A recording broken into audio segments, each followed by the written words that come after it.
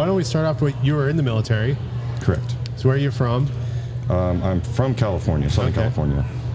Nobody's perfect? Yeah. No, I'm just kidding. SoCal. San Diego? That's beers. Where about in SoCal? City is Temecula. No, I know where Temecula is. Balloon country and wine country. It was also very rough, too. There's some parts of it. Yeah. Booze country. So were you Army or Marines? Army. Okay. Yeah, I'm the first from the tree of my grandfather, who was retired Marine Corps, 26 years, Sergeant Major, joined on his 17th birthday. By 19, he was sergeant. At one point in time, he was the youngest sergeant major in the entire Marine Corps, all this Holy stuff. smokes. I'm the first below him to join, and he literally went, and he's super quiet, kind of an asshole kind of guy. He's like, well, Matt, really proud of you. You're doing the right thing. You're going in the wrong direction, but you're doing the right thing. Because you joined the Army instead of the Marine Corps? Yeah, of course. Yeah, I was like, if you're living in Temecula, there's usually a Marine connection. Oh, yeah. Yeah, So there that's is, why I because asked. Camp Pendleton's, Not that far? Not just that, but everyone on that base lives in Temecula, because it's half the cost of living, and it's much nicer than Oceanside. Yeah, that's where my brother lived there when he was stationed down there. Yeah. So what'd you do for the military, or what'd you do for the Army? I joined to be a mechanic. Okay. I don't know really why. I just had this young ambition goal or whatever to just be either a chef or a mechanic. And I'm really glad I didn't go in the cook route. Wow. That's not something we hear very often. Yeah. And I don't do any of those things right now. So, it's weird, you can't say that, because actually brewing beer, I do it as a hobby, and brewing beer, I would say, is very much like cooking. You've got to. Yeah, it is. There's an art. There's a science to it. You follow a recipe. I mean, but I think you can get really creative, like cooking and food. You can do that with beer as well, and that's what you're doing now. Yeah, correct. I mean, I guess you can just say it's being a chef of beverage. Yeah. Yeah. So. Yeah. Well, there's a mechanical aspect to it. So then how did you go from military to brewing? So my 8-year career, five of the years was just regular Army. I was at Fort Bragg, 82nd Airborne. And then during my deployment is when I got a congratulatory email that I had been selected for recruiting school. Sweet. Lucky you, man. Sounds familiar. And of course, it's great because they put you back home. Yeah. Not for your benefit. It's for the benefit of them, so that you don't have to spend time familiarizing yourself with anything. It's just like, hey, you were from here. Go to work. Yeah. Wow. And Makes sense. 3 years, I went in very, very motivated, and then came out exiting the military. So. So you left after recruiting duty? Yeah, that was the last thing I did. USAREC strikes again. Man, No offense to any recruiters. Rob's the only one who sounds surprised by that. Yeah. No, I'm not, because I spent time in USAREC, so I totally get it. It's one of those places where, at least in my time frame, you either went to drill sergeant school or you went to USAREC. And if you got the pleasure of going to USAREC, I saw a lot of good dudes get their careers run. Let's face it. It Correct. was... correct. Do you have your Master Liar badge? Get out of here. No, because I was unwilling to convert to 79 Romeo. So There you go. Yeah. There you go. it stayed the badge stayed black. There you go. Good man. Yeah. So you end up being as 82nd and stuff and going to recruiting. So what made you get then into the beer side of things? What happened afterwards? What was the transition period? Well, I think it's a common story. Unfortunately, is when, with the military, we're just so used to just. Do what you're told. Yeah. Check the block, this and that. And you ultimately don't have an identity. And then when you get out, you're like, shit, what do I do now? Do I just go and be a mechanic because I certified in all the things, and I just go and just work on trucks instead of Humvees and stuff like that? I was just uninterested in that. And I was just kind of roaming about in my own world.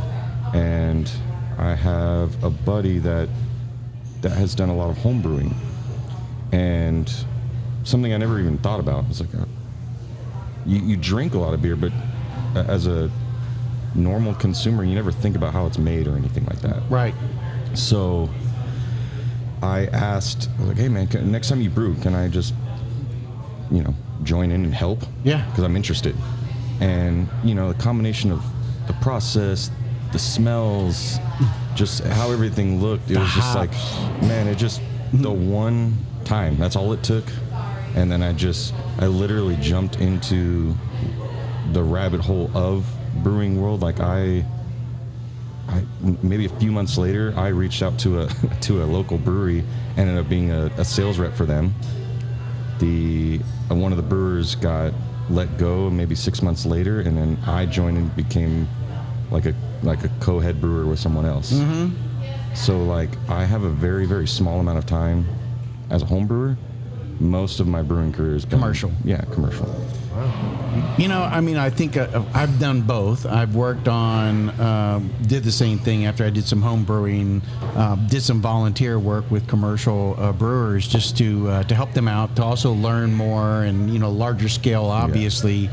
And what a lot of people who may be interested in brewing, and it's a saturated market, home brewing used to be, one of these things where craft breweries was very small. It was pretty much owned by a couple major companies. But what a lot of people don't realize, especially when you hit to this size level, there's a lot of cleanup, a lot of cleaning that goes on. You're drinking stuff that, has been highly purified, cleaned and everything else. This whole space is clean. It has to be that way. So you do a lot of janitorial work in brewing. Yeah, it's glorified janitorial services. It definitely is.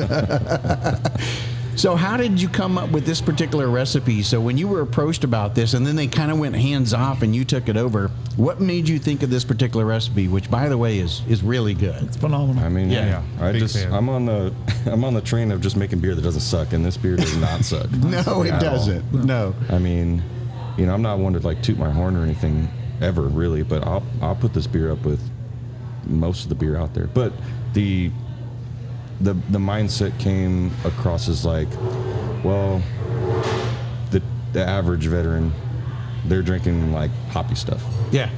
But I didn't want to just like go full bore hoppy IPA, hazy, whatever. Like I wanted it to be approachable to the people that don't necessarily like as many hops in their beer. And so the pale ale kind of just like dawned on me, and it really did come from inspiration of the beer of like almost like the god of beers, which is Sierra Nevada's pale ale. So this is really modeled after that more beer. West Coast, what people would refer to as West Coast, which used to be the original IPA or whatever. Those guys in New England decided to put a little bit of juice in it and lower the hops, the IBUs, the international bitterness units and stuff, to the point where it was more fruity and fruit forward, and the haze, which they don't try to clean it out and everything. So because of that, I'm getting back to enjoying more of the traditional West Coast hops and everything else that come out of that, just because, like you said, I think most military guys, you're probably anywhere from an IPA to a lager and those types of things. It's either hoppy or freaking Busch Light. Right. Let's be so you can honest pound back as many as you can. Busch Latte. Freaking Natty Lights, 30-pack, $12. It's like, this is my beer. From the shopette. It's got to be lukewarm from the shopette. So when you started thinking of like the logo and everything else that went into this, you said it was very intentional. Where did it come from? Where were you at that moment when you were thinking about all of this and trying to make it as impactful as possible? So all that I had to work with was that this was going to be a combat veteran charity caused kind of beer. Right. No like specifics to what branch or anything like that. I wanted to keep it pretty not uniform, but like ununiform, like the opposite of it. Agnostic. Yes. Service agnostic. Yes. Would be a good way to. And I mean, I even went as far. The logo is kind of changed a little bit. There was. It's almost Band of Brothers a little bit. A little bit. Yeah. But all like modern warfare silhouettes. Yeah. It's not World War II or anything like that. And I even had each branch's like insignia on the bottom, but government doesn't like that. It's a no. You can't do that. Right. So those got nixed. But I wanted it to where it's just like, man, how cool would it be? How like impactful would it be if it's black and white? Right. Like the purest of white and the darkest of black. And it was just a silhouette where you knew exactly what that was. You can tell every single detail. All you have to do is look at it. You can see everything. I mean, barbed wires. I mean, it kind of looks like old school, but at the end of the day, we all know that they're still using concertina wire. Concertina wire. Yeah. They're using all that stuff all the time still on the still top works. of So it was just when it all happened, I was just like, I was like, boom, that's it. Look at it, it's beautiful, it's perfect. I was so excited about it. This is like such a cool logo. The one team, one fight. That also. Where did the name come from? Yeah, I mean it's we're so. God, honestly, I think it's so stupid. The competition between branches, it's so dumb. And like, oh, this one's this and this one's that and this one's that one. It's like. It's all the bravado. And it's only like that in country. Yeah. When you go overseas and you're definitely in any kind of hostile environment, all that stuff gets thrown out the door. Nobody cares anymore. And I think that there's power behind that. Right. And that is a saying that it's not new to anybody, the one team, one fight. Right. We are just one team, one fight. We're here for the we're all doing the same thing and our uniforms are different colors. Right. But the flag is still the same. We still go back home the same. We just picked a different route. Yeah. Different branch. Really. And again, there was power behind the name, the font, the logo, the everything. And then to top it off, the beer doesn't suck, and I'm like, damn. Hell yes. It does not suck. You didn't just hit a first base. You went like home run nearly, all the way around. Shirt, logo, the whole thing. I mean, you really tried to embrace this thing. Well, we tried some when we first came here, and we were thinking about maybe doing the podcast in this space. And I was like, man, I hope this doesn't suck. Like, if it's okay, I'd be happy. But that's the worst. But no, we tried. I was like, all right, this could be a go-to for me. So I really. Now, have you thought of any ideas for like a re-release? Well, so it kind of ties to what I was going to bring up, which was what you said was the fact that like I honestly was nervous about this beer. Didn't know if it was really going to actually be good because the hop choice. Okay. So the hop choice, I went and sought after Yakima Chief, which is out there in the Pacific Northwest in Washington, Washington State. They have a hop blend that is a quote-unquote veteran hop blend. Okay. And what it is, it's a blend of like 5 different hops. One of them might be experimental, doesn't have a name, and every year it's different. Every crop year they blend it differently, but there is, I kind of dawned on me. I was like, ooh, I'm gonna double dip on this charity stuff because this is more so for local here, but also Yakima Chief is doing a thing on their own with an organization that I'm not as familiar with. 107 Foundation. Yeah, and we love them. When I read up about them, I was like, holy, this is amazing. Yeah, this is so great. And it's like I can like that's something like that's for me. Right. That's for me. I want to do that. So it's the details are a little escaping me a little. I think it's like every like pound sold, they're donating like $3 to the Hunter 7 Foundation, which is an organization that specializes in the medical research for post 9/11 cohort, which is like I said, I was like, that's me. Yep. And it's really cool. The first time we brewed this beer, we used a older crop year, and even though it's like old or whatever, it's everything's fine. It's all vacuum sealed. It's just a different blend. Okay. Yeah. It's sort of like wine grapes in the sense of the 2018 year might be better than the 2020 year, just because of the way the seasons were. Yeah. But ultimately, it's a different blend of hops specifically. The variety is different. Okay. And the first one that came out, it was very good, but it was more leaning on brown ale, like fruitiness. Oh, I didn't get that. Hops. The ones I think I had out of the can, at least that you guys can, aired a little bit to me more like a brown, almost Irish red in that sense than it did the way you're describing. Well, it had just that blend. I don't know. After a couple weeks, it started to come off like fruity, like almost like in a bubblegum kind of fruity notes. And that is something that is common in some hops. But what we did was when it got rebrewed, we used the current year, the 2022 crop, or that specific veteran blend.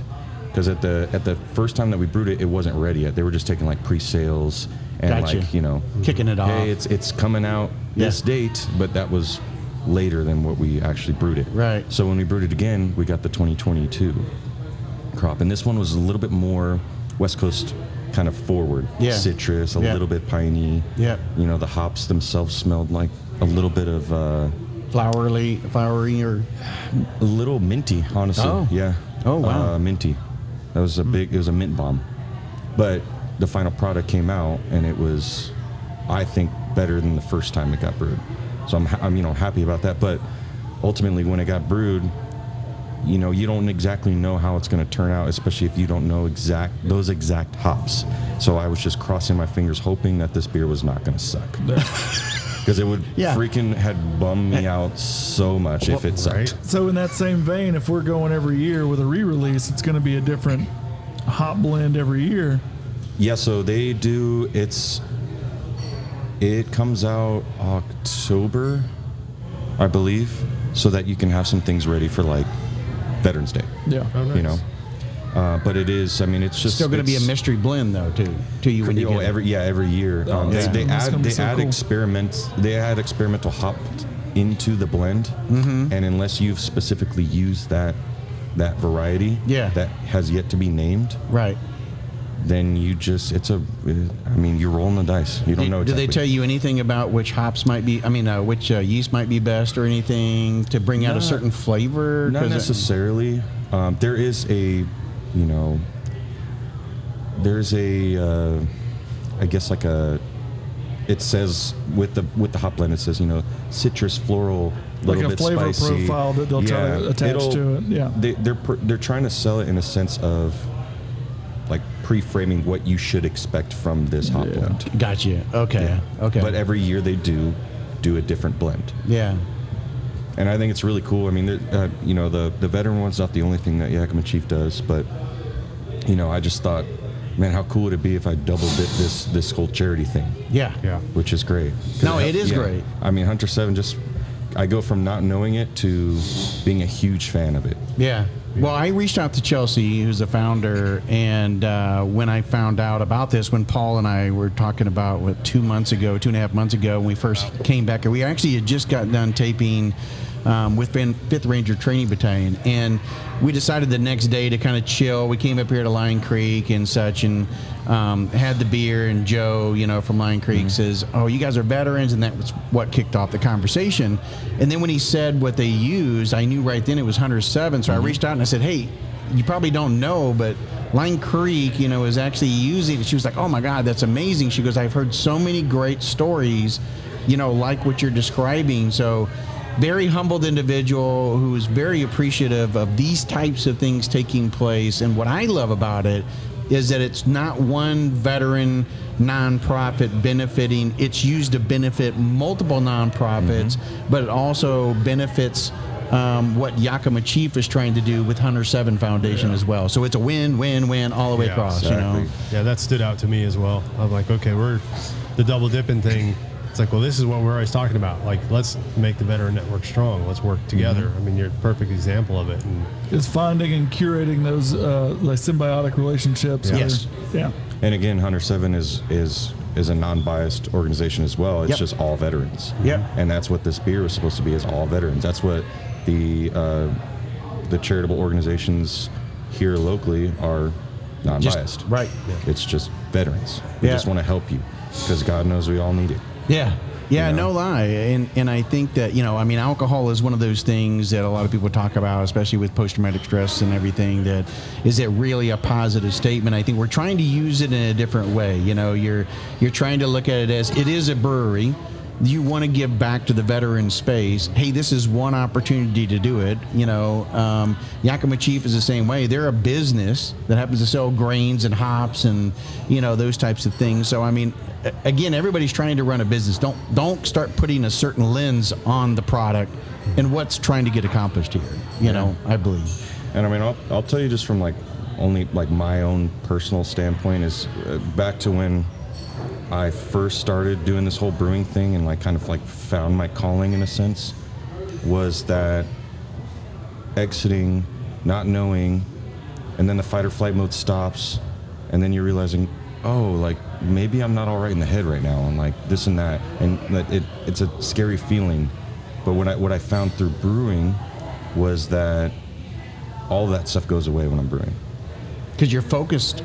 Oh, it's just it's something so therapeutic for me that, again, all my PTSD stuff is just non-existent during the time that I'm actually brewing, and I love it. And you go from that point where I actually recognize that and find that out to where we're at right now with talking about a beer that I had the opportunity to create from scratch, and it's going to such a great cause. Is just so freaking crazy to me that it went from point A to where we're at point B. It's just crazy. Well, and again, we'll go back to there's one thing to have an idea, to put it into a concept, but then you have to execute it properly.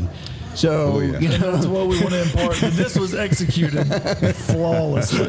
I'm going to have to agree with that one. Yeah, I definitely have to agree with that. Yeah. So what's next then? So, I know you've gone on and you're now brewing for a brewery that's going to be still local, but it's in Sonoya, as I understand. Yeah, hometown. Let's go. Yes. Yeah. And it's still a startup. I actually haven't gotten to a point of being open yet. Yeah. It's more like a 40 style, I guess. Is it like 1940s type of thing? Like interior look, vibe kind of thing? Absolutely. Yeah. But it's old school mixed with I guess you can say in a hipster sense of things where, there'll be old school hip hop and things like that playing inside and badass beers. Yeah. But it just looks so Art Deco inside. So for those who don't know of this community we're talking about, if you watch the show Walking Dead, it was filmed in Sonoya, Georgia, and so that's the brewery that Matt works for, that he'll be brewing beer at. But what's next in terms of this? Are you going to stick with this concept here to keep this going, or what's the idea? So pretty much this has a special place in my heart and always will. Yeah. So whenever this gets brewed, I already have an agreement with Line Creek as a company that I will be the one brewing it. Yeah. They want that to happen. I want that to happen. I'll move my schedule around for those kinds of things to continue to brew this beer because it means something to me. And then even with my spot, I will do something along the lines of something like this that goes back to the same exact charities, but it's just a different beer. Because why not? Yeah, so, and what I like about this too is that you did it with Camp Southern Ground, with Operation Tackle Box, and those types of guys who had a part in this whole process, or at least came down here and got a chance to watch it being brewed and can it, and those types of things, which allowed someone like you as a former veteran then to get connected with nonprofit organizations who are trying to help people heal. With from post-traumatic stress or from those hidden, challenges that they're experiencing and everything. So that had to be somewhat cathartic for you too. It was actually, it sounds terrible, but I didn't even know about any of these organizations until this beer. Well, that's amazing in itself, right? And that's great. It did exactly what it was supposed to do. Yes, but that's another problem that we have is that, there's a groomed stubbornness. Not only are we just you just do what you're told kind of thing, but you also don't ask for help when you need it. Yeah. And we all know that we are all, there's a crisis out there happening right now with veterans. And there is this stupid stubbornness of not asking for help. So to find out that all this stuff is out here that I had no idea about was one thing, but actually being part of a movement to get it noticed more. Like if you drink beer and you and you like, oh wow, this one looks like a military thing, like cool, and then you read up a little bit about it. That, I mean, or buy the T-shirt and see the logos. Yeah, the exposure. Right. The exposure is marketing in the sense of just letting people know that there are places in your back door. Yeah. Like right in your backyard. It's available for you. I mean, they're out there to help, but they can't help unless you ask. Yeah. Unless you seek it out, you know? Yeah. So it just, I don't know, man. This was like an emotional process for me personally. Yeah. Was brewing this beer. Because I was just like, man, this is just so badass. It's very important to me, and that's why I will always continue to be a part of it with Line Creek, even though I'm not a part of the company anymore. Right. It sounds like you found a way to give back again, to serve again, and to help your buddies out again. Even though you may not know some of the people that are going to Camp Southern Ground or that are going with Operation Tackle Box. Yeah, and that's with my next venture. The brewery's name is Pint Provisions. From this experience with this charity cause, not only am I going to do something similar to this, but a different beer, going to the same companies, but also different charitable causes. Probably once a quarter, I'll be doing some kind of big charitable event, even if I personally can't relate to it. That's exciting because of the whole not knowing what I was going to do. Then I get to a point I'm like, well, now I know what I want to do for the rest of my life. Right. But how do I make a difference? It's like making a difference in beer. You're just like, damn, what do I do? Yeah. But then stuff like this, stuff like, causes for anything at all. That's how I can personally give back. That's exactly why we started this podcast, to be honest with you, 7 years ago, is because for that very reason of what you just ended with, is to give back and find a way. And if you can do that through some kind of medium, whether it's like you're describing, doing it in a beer, doing a podcast like we're doing, if it's cathartic for you and it may help somebody else in writing a book, and write a book, or, start a blog, or, there are a lot of nonprofits. So join a nonprofit, do something with them, even if it's in giving up your free time in order to do it. It's getting that sense of service back in some way and belonging to something bigger than yourself. That's how you integrate, right? That is. Yeah. I just think it's awesome. And, damn, I have friends still keep in touch with them. Not everybody, but there's a few people that I keep in touch with that if it wasn't for the Army, I would have never met these people.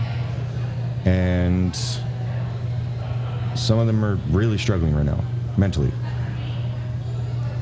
And it's just like, damn, this stuff is real. This is all real. And that's why what's exciting is not only just for this beer, I think just nationally speaking, it's becoming a lot more recognized that veterans and veteran suicide and things like that are a real problem right now.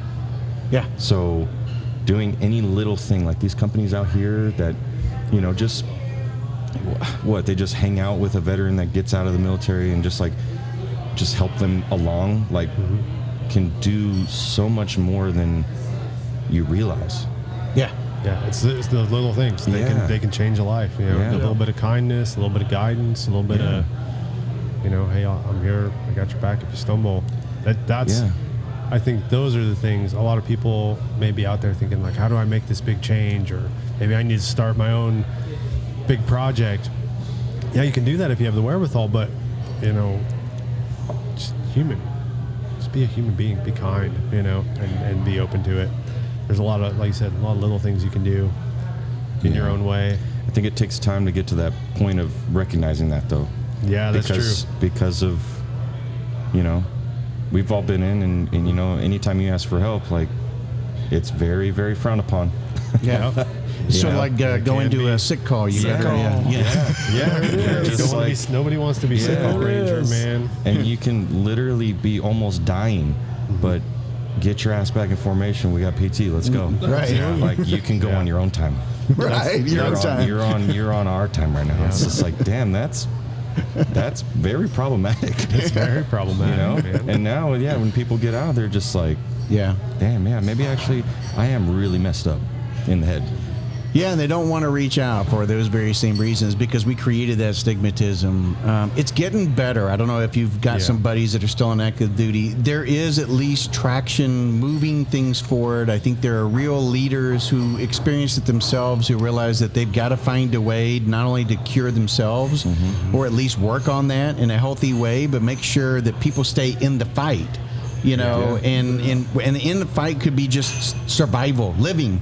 So if that means on active duty, I mean, you had a first sergeant who stood in front of his unit and said, "Hey, this is me. I'm broke. I'm messed up. I'm getting help. Don't be afraid to do the same thing." Yeah. We've got to do that not only in active duty, or at least when we're veterans. We got to do more of that in active duty for those who decided to stay on and remain on active duty right now in a garrison type of setting, which is already challenging after 20 years of war. To go now into a garrison type of military, it's a very, very different thing because you're just training. That's all you do. Train to gear up for something someday. That might not even ever happen. It may not ever happen. And so you got these guys with these downtimes and everything else that idle minds, idle hands, that's or idle hands, idle mind. It's supposed to be that way, right? But for whatever way. Something like that. You don't want it to be idle, right? Potato, tomato. Right. So I don't know where you're going. The point I was going to make is that everybody who stays focused on something, and most of the stories I hear with post-traumatic stress is that if you're actually focused like you were on brewing the most perfect beer, if you're catching that fish, if you're going for the hunt, or your mind is so focused on one thing, you block out for a moment everything else. And I found an outlet. Yeah. But there are many, many people out there that don't have anything like that, and they don't know what they're doing, and they're going crazy. Yeah. Because they don't have an outlet. Yeah. And they think that they're alone. We've got to help with that. Yeah, they're very wrong. So if they're listening to this show, what you're trying to say is pay attention, go find an outlet, find your passion. Something, or ask for some damn help. Yeah. Stop being stubborn. Yeah. All the stuff that whatever you were doing in the military, what's great about when you get out, none of that stuff matters anymore. Right. It doesn't matter. Yeah. You don't have to play tough guy anymore. Yeah. It's 100% okay to really not be okay. Yeah. But it's not okay to stay not okay. Well, along with that, what you thought was normal, or what people told you was normal prior to going into a combat situation, and coming out, you're different, but it doesn't mean you're not normal. And it's just you're different, and everybody else has to adjust to that difference. You don't necessarily have to conform to a certain way. And that's part of our whole, especially with social media and everything else. Everybody feels like they've got to fit a certain pattern, do a certain thing, act a certain way, or whatever. Just start being you, and like you said, start finding a place to let that go, or find help that can get you there, get you out of it. Combat alone is, what is it, like 1% of the population of the U.S. has served or actually something? Served, yeah. Less than 1% on active duty. Yeah. And then there's probably about 4 or 5%, I think, the total population that actually have served, because we still have multiple war generations. But, at the end of the day, if you've seen combat, you are no longer in the pool of just a normal U.S. citizen. Yeah. You've seen things that these people will never see before. Like, they're never going to see it. Never seen it before. They're never going to see it in the future. And you don't fit in that category of being just quote unquote normal. Right. And it's okay. Yeah. You did your job, you fulfilled your orders and that kind of stuff, but when you get back, you see things differently. I can't go to any kind of sports event, any kind of anything, and when they do the national anthem, like, I get emotional every single time. Yeah. For years. It's like, even on TV, it does not matter. But it was never that way until I got back home from deployment. So I think there just has to be an acknowledgement that if you are a veteran, even if you didn't serve in a combat situation, you do not fit into the bubble that is just the normal whatever citizens here in the U.S. So sometimes we require a little bit more special treatment. Yeah. You know, go talk to somebody. Go be with other veterans that you can relate to. Yeah. You know, stay in with that, and just like, you know, I see that they just kind of shelter themselves and they block the world off, that kind of thing, because it's easy to do. Right. It really is. It's safe. It's isolation. It's safe. Yeah. But it's killing all of our brothers and sisters. Yep. Well, I'm glad that you found your outlet. Oh, I am too. And I actually look forward, if you're going to start doing some of those things, you know, locally and stuff, please keep us in mind as you start doing course, that, because it's a great opportunity to continue expanding that. And, you know, sometimes it's like, what is it, the power of 7, saying it 7 times, people finally get it embedded. You know, if they start seeing it out there more within the local communities, they recognize that there's something that maybe they could do to help and be a part of it, even if it is just buying a shirt or buying a pint of beer or, you know, or whatever. There are ways, or contributing, you know, $10 or $5 to your local nonprofit that supports veterans. You can always do something, you know. But even just drinking the beer, well, one, that does contribute towards the causes of and everything. But again, like, now I know about these organizations because I brewed this beer.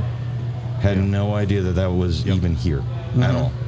Literally in the backyard, in the front yard, in the driveway. It's right here, and I had no idea. And there's a lot. Yeah. There's a lot. Yeah. No idea.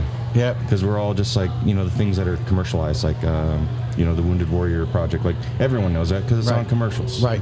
You know, but what about all the stuff that is just a little bit more realistic of just helping you now In your not having- backyard. Yeah, not having to go through all these jumps and hoops and all that stuff to get to that point. Yeah. Well, and not just, you know, I think it bears saying, you may not be in a place where you want to ask for help or you think you need to ask for help, but you still have that, you know, something's not right. Find somebody that helps special needs kids, or find something you can go and volunteer to do. Yeah. Because you're gonna find that's gonna lead to the next step for healing. You know, that's one of the things I learned, you know, several years after I was out of the military, you know, working with special needs kids. I was just hammering boards together, trying to help this farm, you know, keep from falling apart. But while I'm doing it, I get to see this good part of my community and these people coming together to help people. And I'm a little part of it over here in my little corner, all, you know, quiet by myself, you know, and pretty soon I have a couple veteran buddies and we're helping them out. I'm like, well, now I've got a little crew, a little tribe. And these guys are, you know, calling to check on me, I'm calling to check on them, and we're making sure that we're going to go and do this next little project. And then that led to so many other things. So, you know, you don't have to brew beer, you don't have to start a podcast necessarily. Like, just reach out in your community and see what's out there, see where you can give back. Because we're all missing that after service. You know, we get out of the Army or the whatever branch we were in, and it's like, well, what do I do now? How do I give back now? What's my purpose? Yeah, straight up being lost. Find one. Yeah, you're just straight lost.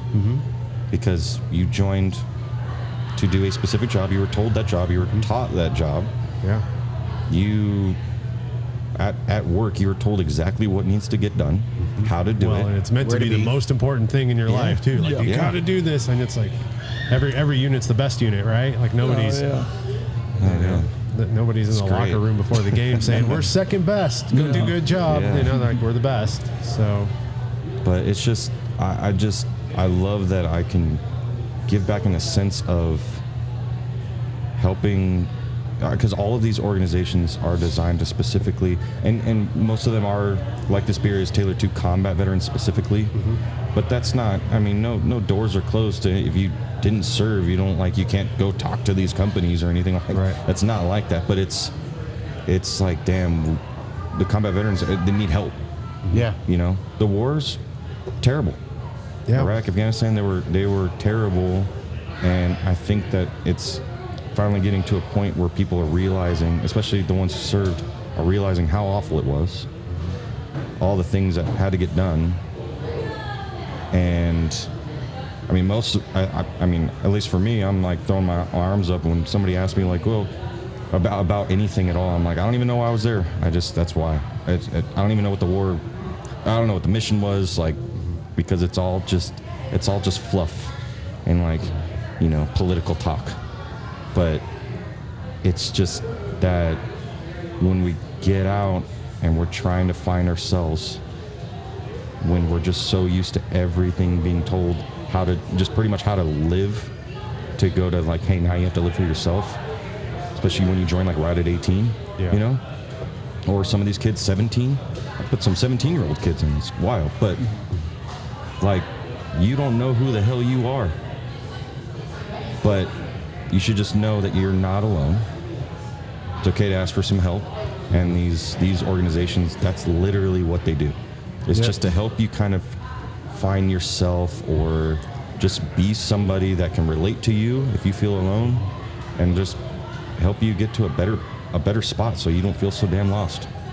I just think it's so badass when I found out about all these companies, and I'm like, that's one of the most badass things I've ever heard, is that these companies help like that. It's just wild in all the best ways. So gives you faith again. Oh yeah, faith in humanity restored. Well, man, I'm glad that you found your space, and it sounds like from this you're doing some healing and moving forward. And but I appreciate you coming in and sharing your backstory, and also talking about what this means to you and what it's doing. Obviously, through your work, you're impacting a lot of lives as well downstream from the product. And I just want to say thank you for joining us here on the podcast, and for telling us all about it. Super honored, honestly. Yeah. Super honored.